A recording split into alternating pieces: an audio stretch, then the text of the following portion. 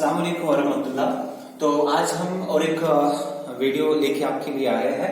तो जैसे आपको पता है कि हमारा जो चैप्टर है वो है पॉलिटिकल पार्टीज, ठीक है। तो इससे पहले मैं आपको थोड़ा सा रिपीट करूं आपके लिए। तो टॉपिक हमारा जो इसमें चल रहा है वो है नेशनल पॉलिटिकल पार्टीज। तो इससे पहले हमने दो पॉलिटिकल पार्टीज के बारे में पढ़ा है, एक तो इंडियन नेशनल कांग्रेस और जो है दूसरा जो हमने पढ़ा था वो है बीजेपी का।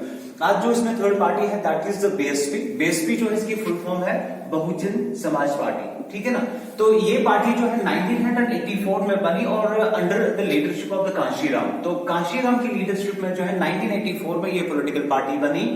अब है कि इस पार्टी की आइडियोलॉजी क्या है, ये किन चीजों पे ज्यादा फोकस करते हैं। पार्टी की आइडियोलॉजी है जिन चीजों पे ये फोकस करते हैं उसमें से दलित्स, आदिवासी, ओबीसी यानी कि अदर बैकवर्ड कैटेगरीज या जो हमारी कंट्री में रिलीजियस माइनॉरिटीज है। तो कहीं ना कहीं अगर हम देखें तो ये पॉलिटिकल पार्टी जो है ये सबसे ज्यादा फोकस उन लोगों पे करते हैं जिनके साथ हमारी सोसाइटी में सबसे ज्यादा टॉर्चर किया जाता है, जिनके साथ सबसे ज्यादा इनजस्टिस होती है, ठीक है। तो उन लोगों को लेके जो है ये फोकस करती है। अब इस पार्टी को लेके कि ये इंस्पिरेशन को कहां से मिली, ये मिली उनको सोशल रिफॉर्मर्स। लाइक इससे पहले भी आपने जो है नाम सुना होगा बी आर अम्बेडकर का, रामास्वामी नायकर का। ये वो जो है पर्सनालिटीज रही है हमारी कंट्री में जो दलित्स के लिए जिन्होंने लड़ा है। इस आपको तो पता भी है कि बी आर अम्बेडकर जो इससे पहले हिस्ट्री के टॉपिक्स मैंने आपको पढ़ाया है कि कैसे सेकंड राउंड टेबल कॉन्फ्रेंस में गांधी जी और बी आर अम्बेडकर के बीच में जो है क्लैशेस हुए थे, और वो क्लैशेस जो है इन्हीं जो है रिलीजियस माइनॉरिटीज को लेके हुए थे, इन्हीं दलित्स को लेके जो हुए थे। तो कहीं ना कहीं जो इनकी जो इंस्पिरेशन है वो सोशल रिफॉर्मर, जिसमें से अम्बेडकर, जिसमें से रामास्वामी नायकर। तो अगर हम देखिए इस पार्टी की मेन बेस जो है वो इन स्टेट्स में सबसे ज्यादा है, जिसमें से UP, MP, Punjab and Delhi, इसके अलावा जो है छत्तीसगढ़ भी। तो इन स्टेट्स में इनकी सबसे ज्यादा जो है स्ट्रॉन्ग बेस है। पार्टी का सिंबल देखिए तो वो एलिफेंट है, ठीक है, जिससे इस पार्टी को रिकॉग्नाइज किया जा रहा है। बट अनफॉर्चुनेटली 2014 के इलेक्शन में जो है इस पार्टी को सीट नहीं मिल पाई। तो नेक्स्ट पॉलिटिकल पार्टी, ठीक है। तो अभी जो हमने बीएसपी पढ़ी, तो बीएसपी के बाद जो है नेक्स्ट इज सीपीआई। तो सीपीआई जो है इसकी फुल फॉर्म जो है that is communist party of India, ठीक है। तो ये पार्टी जो है ये 1925 में बनी, ठीक। और उसके बाद जो है इस पार्टी की आइडियोलॉजी क्या है, किन चीजों पे जो है ये आइडियोलॉजी ये पार्टी जो है वो फोकस कर रही है, ठीक है। तो आइडियोलॉजी में हम देखें तो ये बिलीव कर रही है मार्क्सिज्म और लेनिनिज्म। यहां पे ध्यान दीजिएगा, ये मार्क्सिज्म और लेनिनिज्म जो है इसका मतलब क्या हुआ। सबसे पहले जो है ये आईएसएम इज्म जो है इसको मैं क्लियर करूं। इज्म का मतलब जो है, आप इससे पहले भी आपने कई बार ये टर्म सुनी होगी, लाइक नेचुरलिज्म, आइडियलिज्म, है ना। इसी तरीके से जो है सोशलिज्म, यहाँ पे जो है हमारा मार्क्सिज्म, लेनिनिज्म। इज्म का मतलब होता है स्कूल ऑफ थॉट, यानी कि ये फॉलोवर ये किस स्कूल को, किस थिंकिंग को जो है ये फॉलो कर रहे हैं, ठीक है, किनकी आइडियोलॉजी को ये फॉलो कर रहे हैं। तो यहाँ पे क्लियर है कि ये ऐसा ग्रुप था, ऐसी पॉलिटिकल पार्टी है जो किसकी आइडियोलॉजी को फॉलो कर रहे थे, कार्ल मार्क्स की, ठीक है। और ये जो है फॉलो कर रहे थे लेनिन को। बात समझ में आ रही। मैं आपको थोड़ा सा हिंट दूंगा, क्लास 9th में आपने दूसरा चैप्टर जो हिस्ट्री का है वो आपने पढ़ा हुआ होगा, सोशलिज्म, रशियन रेवोल्यूशन। वहां पे आपने कार्ल मार्क्स का नाम सुना होगा, वहां आपने जो है लेनिन का नाम सुना होगा। ये वो फिलोसफर्स थे जिनकी वजह से कहीं ना कहीं कंट्रीब्यूशन जो है रशियन रेवोल्यूशन में मिली। तो इनका कॉन्सेप्ट जो है वो क्या था वो हम आगे पढ़ेंगे, क्योंकि एक पॉइंट इसमें आ जाएगा। उसके बाद इनकी आइडियोलॉजी थी कि ये सेक्युलर सिस्टम पे बिलीव कर रहे थे, यानी कि कंट्री ऐसी होनी चाहिए, सिस्टम ऐसा होना चाहिए जो सारे रिलीजन्स को बर्दाश्त कर सके, जहां सारे रिलीजन जो है इक्वल मानी जाए। और उसके बाद जो है डेमोक्रेसी, एज यू नो कि डेमोक्रेटिक सिस्टम को ये फॉलो कर रहे थे। और ये पार्टी जो है अपोज कर रही थी कम्युनलिज्म को, यानी कि ये पार्टी जो है ये नहीं चाहती थी कि मजहब जो है उसको लेके पॉलिटिक्स जो है वो किया जाए। क्योंकि आप देख लीजिए कि हर किसी कंट्री में, हर किसी जो है रीजन में अगर कहीं प्रॉब्लम होती है वो तब होती है कि अगर रिलीजन को लेके जो है नेगेटिव पॉलिटिक्स खेला जाए, ठीक है, तो तब जाके प्रॉब्लम होती है। अगर किसी एक पर्टिकुलर कम्युनिटी, किसी एक पर्टिकुलर सेक्ट रिलीजन को उसको सुपीरियर माना जाए तो तब जाके कंट्री होती है। तो इसलिए उन चीजों को अपोज करें, यानी कि रिलीजन जो है उसके नाम पे पॉलिटिक्स नहीं होना चाहिए। और उसके बाद जो ये बिलीव कर रही थी पार्लियामेंट्री फॉर्म ऑफ गवर्नमेंट पे। देख लीजिए एक इंपॉर्टेंट यहाँ पे डिफरेंस बता दूंगा, जब ये लोग डेमोक्रेसी चाहते थे तो फिर इस चीज को यहाँ पे क्यों लिखा गया है पार्लियामेंट्री फॉर्म ऑफ गवर्नमेंट। देखो ये डिफरेंस होती है पार्लियामेंट्री फॉर्म ऑफ गवर्नमेंट का मतलब हो गया where executive is derived from legislature, यानी कि जहां पे एग्जीक्यूटिव को डिराइव किया जाए कहां से, लेजिस्लेचर से। बात समझ में, यानी कि लेजिस्लेचर और एग्जीक्यूटिव जो है एक दूसरे पे डिपेंड होते हैं। मैं सिंपल क्लियर ये करूं कि जैसे कि हम यूएस का सिस्टम लेंगे, यूएस में प्रेसिडेंशियल सिस्टम है, क्यों? क्योंकि वहां के जो एग्जीक्यूटिव्स हैं वो लेजिस्लेचर के पार्ट नहीं होते, क्योंकि वो डिराइव ही नहीं किए जाते लेजिस्लेचर से। लेकिन इंडिया में हमारे यहाँ पे पार्लियामेंट्री फॉर्म ऑफ गवर्नमेंट है, क्योंकि जो भी यहाँ पे एग्जीक्यूटिव मेंबर्स है they are responsible, they are accountable, क्योंकि वो पहले पार्ट होते हैं लेजिस्लेचर के, ठीक है। तो ये पार्लियामेंट्री फॉर्म जो गवर्नमेंट है उसमें बिलीव कर रहे थे। मेन बेस अगर हम इस पार्टी की देखें तो वो इन स्टेट्स में है, लाइक वेस्ट बंगाल हम कहेंगे, केरला, आंध्र प्रदेश एंड पंजाब में। पार्टी जो है अनफॉर्चुनेटली ये वीक बनी 1964, क्योंकि इस पार्टी का डिवीजन हो गया, इसमें सेपरेट हो गया। और उसके बाद हम देखें तो मैंने एग्जाम्पल यहाँ पे 2014 लोकसभा इलेक्शन की यहाँ पे बात की।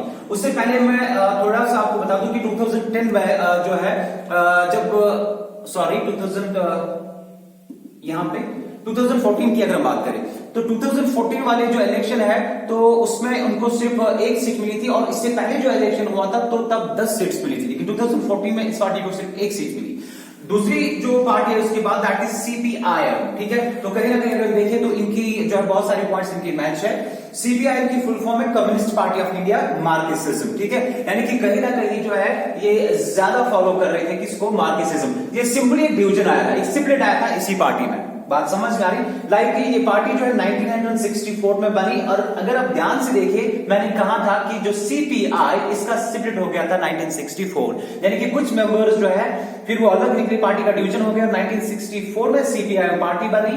पार्टी की आइडियोलॉजी ये भी बिलीव कर रहे मार्क्सिज्म, जो मैंने एक्सप्लेन अभी किया, ये भी फॉलो कर रहे हैं लेनिनिज्म को, ये भी सेक्युलर सिस्टम को फॉलो कर रहे हैं, और इसके अलावा जो डेमोक्रेसी, ये पॉलिटिकल पार्टी जो है ये सोशलिज्म को सपोर्ट कर रहे हैं, ठीक है। देखो अगर हम सोशलिज्म का रियल मीनिंग देखें तो सोशलिज्म का मतलब था कि जो पहले हम बोलते थे कि वेल्थ जो है जनरली जनरेट होनी चाहिए, सोशली जो है वो डिस्ट्रीब्यूट होनी चाहिए, कहीं ना कहीं गवर्नमेंट जो उनको लैंड या इंडस्ट्री जो है रेगुलेट करनी चाहिए, ताकि जो इकोनॉमिक इनइक्वालिटी जो है वो जो है वो मतलब हम कह सकते हैं कि वो एंड हो जाए। इकोनॉमिक इनइक्वालिटी जो है उसमें ज्यादा डिफरेंस नहीं रहनी चाहिए, ठीक है। लेकिन अगर मैंने इससे पहले भी कहा कि प्रेजेंटली अगर हम देखें तो सोशलिज्म में कुछ ऐसे फीचर भी डाल दिए जाते ताकि वो स्कीम्स हमारे गवर्नमेंट निकाले जिससे अपलिफ्टमेंट हो वीकर सेक्शंस की।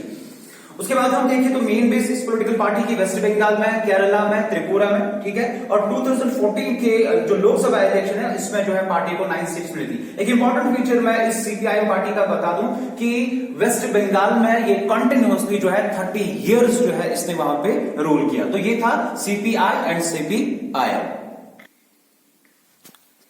तो हम जो अभी पॉलिटिकल पार्टीज के बारे में पढ़ रहे थे, तो जो डिफरेंट नेशनल पॉलिटिकल पार्टीज, ठीक है। तो इससे पहले जो है मैंने सीपीआई, सीपीआईएम, तो उसके बाद हमारी जो और एक पॉलिटिकल पार्टी है इसमें दैट इज एनसीपी, ठीक है। तो एनसीपी जो है this is nationalist Congress party.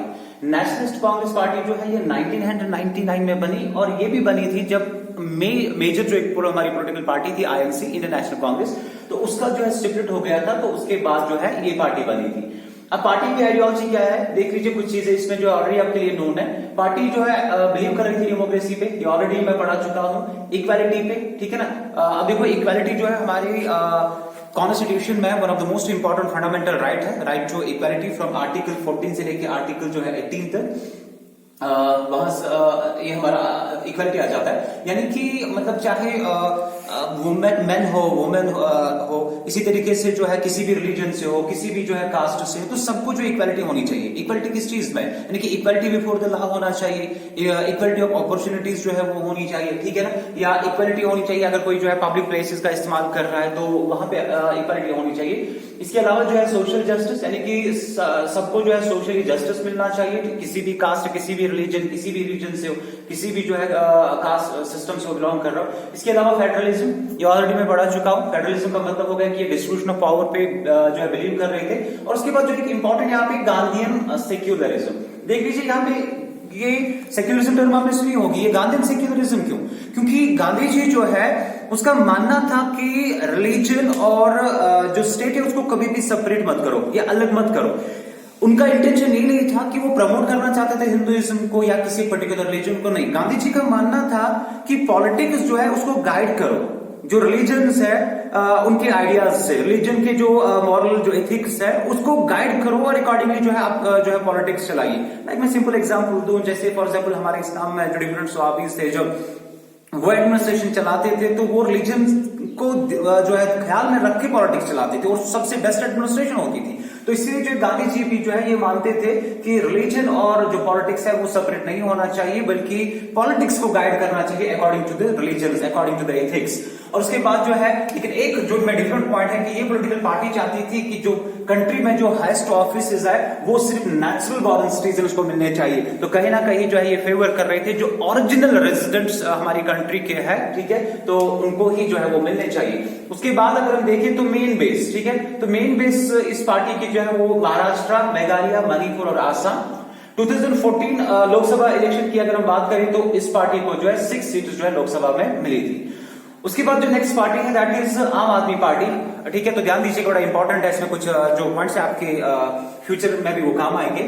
आम आदमी पार्टी जो है पहले एज ए पॉलिटिकल पार्टी नहीं बनी थी, ठीक है, तो ये पहले एक क्या आया था, ये पहले जो एक ऑर्गेनाइजेशन चली थी, कहीं ना कहीं जो है एक मूवमेंट चली थी और वो मूवमेंट जो थी उसका एम था to fight against corruption system in developed India, कि हमारी कंट्री में जो करप्शन सिस्टम डेवलप हो चुका है तो उसके खिलाफ जो है लड़ने के लिए ये एक मूवमेंट चली थी, एक टाइप ऑफ प्रेशर ग्रुप जो है वो चला था। ठीक, जिस टाइम जो है ये मूवमेंट चली थी इसको उस टाइम लीड कर रहे थे एक सिविल एक्टिविस्ट जिसका नाम था अन्ना हजारे, ठीक है, तो ध्यान दीजिएगा अभी ये पॉलिटिकल पार्टी नहीं थी, तो अभी जो है एक मूवमेंट ये चली थी, तो सिविल एक्टिविस्ट अन्ना हजारे इसको लीड कर रहे थे। तो उन्होंने कहा था कि हम एक बिल जो है इंट्रोड्यूस करेंगे, ठीक है, और वो प्रेशराइज था, जन लोकपाल बिल इसका नाम था, ठीक है, और ये जो मैंने भी कहा था पार्टी का एम क्या था कि इस बिल में हम ये केस लगाएंगे कि जिसके खिलाफ भी करप्शन सिस्टम जो है चार्जेस है तो वो जो है उसको सजा मिलनी चाहिए, पब्लिक के सामने आना चाहिए। उसके बाद जो है इस पॉलिटिकल पार्टी को लीड करने लगे अरविंद केजरीवाल, ठीक है,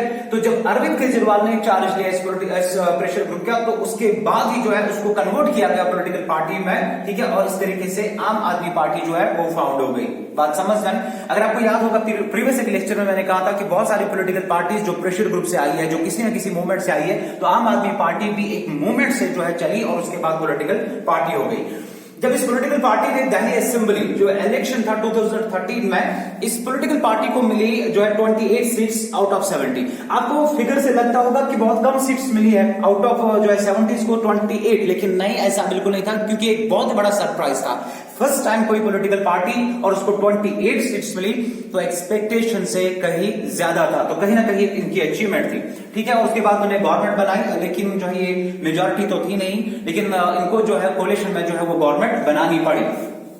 उसके बाद हम देखें तो पार्टी का जो मेन मैनिफेस्टो था, जो पार्टी ने प्रॉमिस दिया था कि विद इन जो है जब हम इसमें गवर्नमेंट जब हम बनाएंगे तो उसके बाद जो है with in short period of time जो है हम बिल इंट्रोड्यूस करेंगे पार्लियामेंट में, और बिल जो है वो होगी जो इससे पहले होगी, बिल रिलेट किससे होगी कि इन्वेस्टिगेट करेंगे जो चार्जेस है करप्शन के, यानी कि जो पॉलिटिकल लीडर्स हमारी वहां से हम स्टार्ट करेंगे, ठीक है। तो उसके बाद ऑफिसर, यानी कि इसका एक बेस्ट मैनिफेस्टो था कि हम ऐसी बिल इंट्रोड्यूस करेंगे कि जिस भी पॉलिटिकल लीडर के खिलाफ जो है करप्शन चार्जेस है तो वो बिल इंट्रोड्यूस करके जो उसके खिलाफ इन्वेस्टिगेशन की जाएगी। बट अनफॉर्चुनेटली जो है इस बिल को ज्यादा सपोर्ट नहीं मिला। हम यूं कह सकते हैं कि आम आदमी पार्टी जो है उसको बाकी जो उसके साथ कोalition में थी, चाहे कांग्रेस की बात करें, चाहे बीजेपी जो है, चाहे कोई पार्टी इनके साथ कोalition में थी, कोई जो है अपोजिशन में थी, तो इस पार्टी को जो है ज्यादा सपोर्ट नहीं मिला इस बिल को लेके, क्योंकि अनफॉर्चुनेटली हमारी कंट्री में मैक्सिमम लीडर्स जो करप्शन में फंसे हुए थे,